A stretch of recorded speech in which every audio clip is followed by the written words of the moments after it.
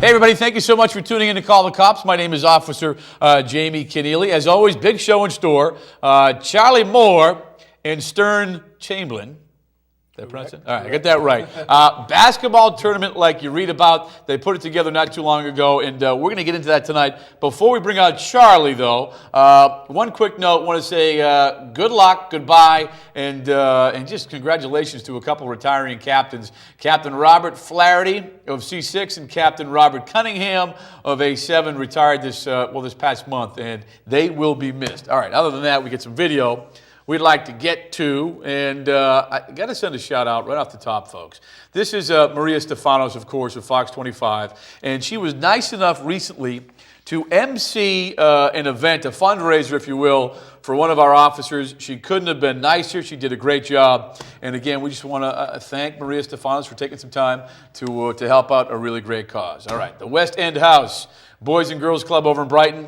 Topic of tonight's show, again, Charlie Moore, Stern Chamberlain in the house. Charlie Moore is my man right here.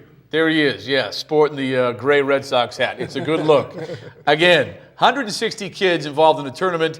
Couple of pretty high-profile people in the house. Tony Allen, Glenn Big Baby Davis, if you will. These guys are here to tell us how they did it. And again, great tournament. We're going to hear all about it in just about a couple of minutes. All right, last week, of course, Willie Gross, Deputy Willie Gross in the house. He was talking about Shop with a Cop. Again, folks, one of the best programs I've seen, affiliated with the Boston Police Department. Target, Boston Police came together. 100 kids, okay, 100 cops, you with me? Got together at Target a couple of weeks before Christmas. Each kid was given a $50 gift certificate via Target, or through Target, and cops and kids paired up, and they just went at it, and they went shopping, and it was just in terms of community events, they really don't get much better.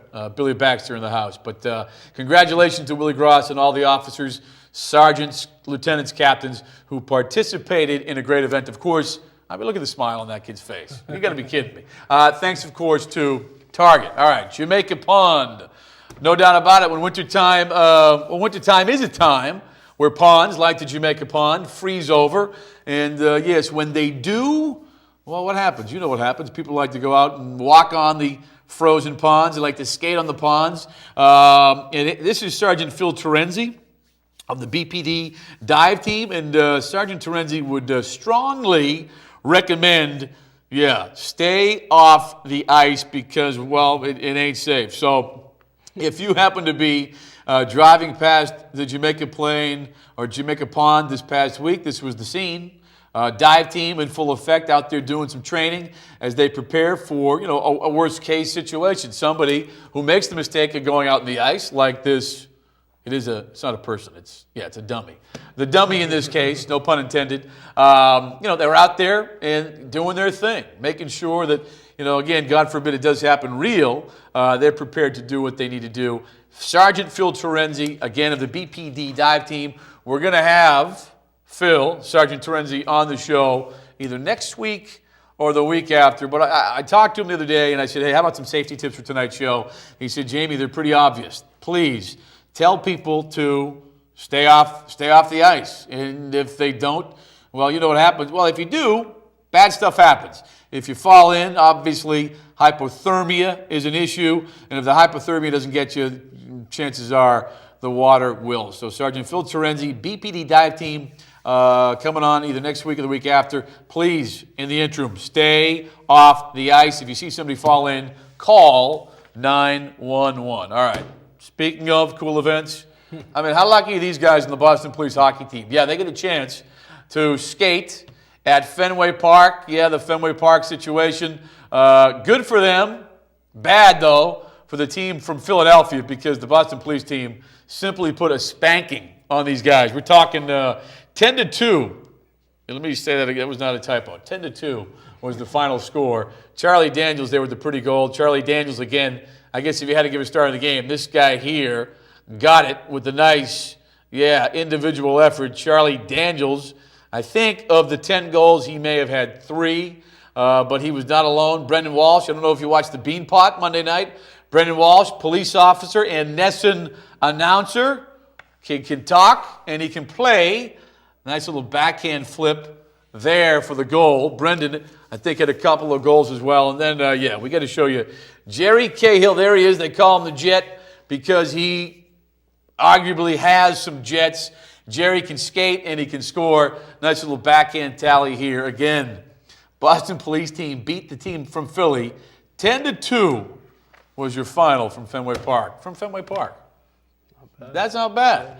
All right, again, folks, the department, and in particular Commissioner Davis, wants to thank all those folks who helped us arrest and capture Edward Corliss. For those of you who don't remember, Corliss, of course, responsible for the shooting death of Surendra Dengal, the Tedeschi's worker or clerk who was shot and killed the day after Christmas. I mean, how else do you say it other than to say there's no question we wanted to arrest this guy in the worst way. And thanks to your help, thanks to phone calls and tips, text and tips, we were able to do just that, so thanks again. All right, Boston Police Athletic League, PAL, as they call it, recently ran a fundraiser, took place downtown, and let me tell you, raising funds, in this case, as you can see, came in the form of little racing cars. Again, they called it the first annual PAL Grand Prix, and it was a huge success, and it was all about raising money. We support about 5,000 kids, at-risk kids throughout the city, and we have a variety of different educational and athletic programs. We have both policemen and women volunteering their time working with at-risk kids. And in order to support these programs, we need to raise money. How much fun is this? Well, let me tell you something. You can't have as much fun with your clothes off. And you talk to anybody here that's never done it before. I mean, I've met people the first time, they get a little bit concerned about doing it, but once they get started in it, they have a lot of fun. It really is the adrenaline rush, the excitement, the traffic, everything that's going on. You're fully occupied.